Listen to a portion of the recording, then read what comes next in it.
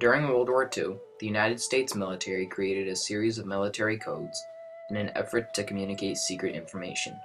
However, the enemy was very skilled at breaking them. This is the story of the tribal codes, how they helped win the war and save lives in both Europe and the Pacific.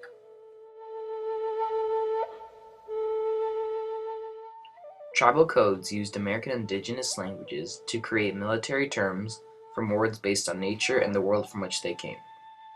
Each code is memory-based. No written documents left the vaults located in the United States. Most codes were made up in the field, while the Navajo spent months in development in secret rooms at Camp Elliott in California. Code talkers were considered so vital to the war effort that they had bodyguards assigned to each code talker. These victories were not without irony, however.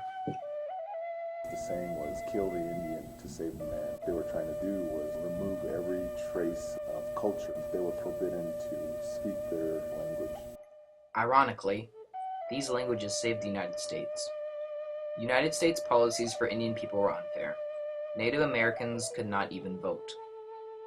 Even with these obstacles, Native Americans believed it was an honor to serve and defend their country.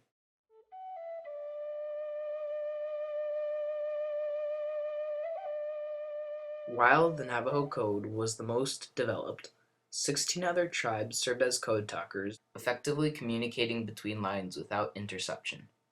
General Patton had both Mohawk and Comanche code talkers as his personal radio men in Europe. The many different codes added to the confusion of the enemy. None were ever broken. Tribal codes remained top secret until 1967. In 1989, the French government honored the Comanche survivors for their important role in helping liberate France. They received the title Knight of the National Order of Merit.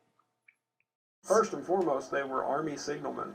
So they had to climb telephone poles and run radio lines and, all this other stuff. And then it was like, in addition to that, you're going to use your language to use as a code. So, they were above and beyond. They were all they could be and more. In 2001, President Bush honored the first 29 Navajo code talkers with congressional gold medals. In 2008, Congress passed the Code Talker Recognition Act, which honors all Native code talkers for their heroic contributions in both the First and Second World War. The enemy never broke the greatest military communication system. Even though the Hopi are peaceful people who find no glory in war, 8 Hopi men served in the Pacific as code talkers. Little is known about them. They burned all evidence upon their return home in cleansing ceremonies. They remained silent and never spoke about the war. Nobody really knows if this was a pact they shared or if the unbreakable silence was due to their teachings. As far as the Hopi code talkers, as far as I understand from veterans that I've talked to here on Hopi, they say that the Hopi code talker was never broken. They were able to transmit coded messages in Hopi that was not understood by the Japanese. Shortened the war during World War II instead of prolonging it, meaning that Hopi means peaceful. And like I said before, the war is kind of the opposite of our beliefs. On battlefields throughout the world, 16 words for turtle meant tank, 16 different words for buzzard meant bomber plane, and 16 different names for whale meant battleship. The short range effects was that when the Japanese heard the language being used as a code on a battlefield, they committed hara-kiri. That's a real short-range effect. When you hear it, and you die. It was a language that nobody knew, nobody understood it. Nobody ever broke it, they never are going to break it. The Navajo complicated it further.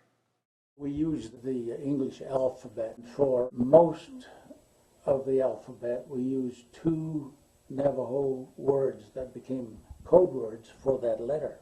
Sometimes we use 3 Navajo code words. For instance, the letter A, we had apple, axe, and ant. And then you use the word horse and so forth. Really silly. The bebnazi, dat is niet en hij is not being bij wotje. Adnina. Hill 400 has been secured and we are occupying it. But another Navajo hearing that would say, that guy's been in the battle for too long. Consequences of a broken code is defeat.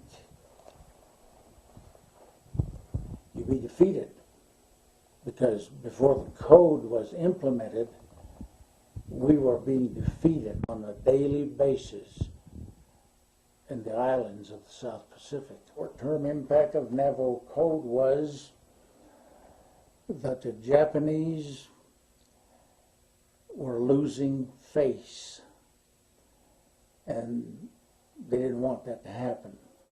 But when the Navajos arrived in the South Pacific, the Japanese realized that they were facing an opponent that they couldn't do anything with. A long-term effect was, firstly, victory. It was Major O'Connor, 5th Marine Division signal officer, that made the statement that if it were not for the Marine, or for the Navajo Code Talkers, Iwo Jima would never have been taken.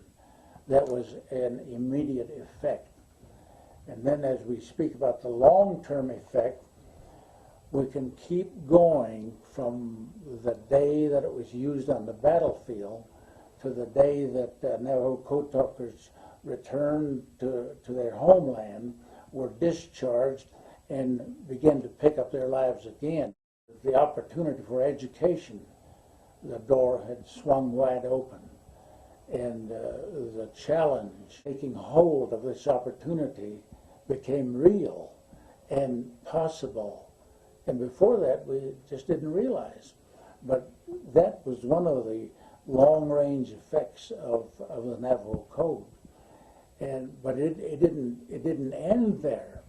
I mean, the long-term effects of the Navajo Code I can compare to the waves of the ocean. The waves of the ocean, they never quit. I mean, they just keep coming in and coming in and coming in. I can see that very clearly in the project that we are doing now in developing secondary school, a military school. The Navajo Code Talker Marine Military Academy. It changed our lives by expanding our world view and learning about different people.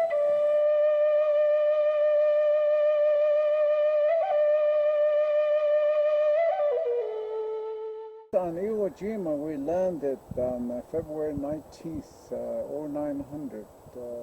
1945, at the beach on that day. And that day, we lost 5 code talkers out of action. 2 were killed and 3 were wounded.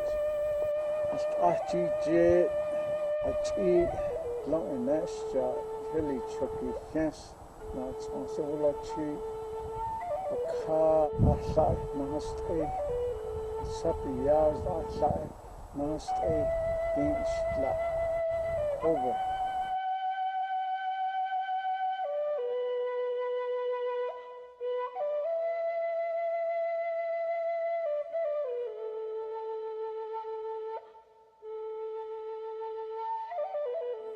That will not be the end of the long-term effects. I mean, it'll go on until we actually are there guarding the streets of heaven.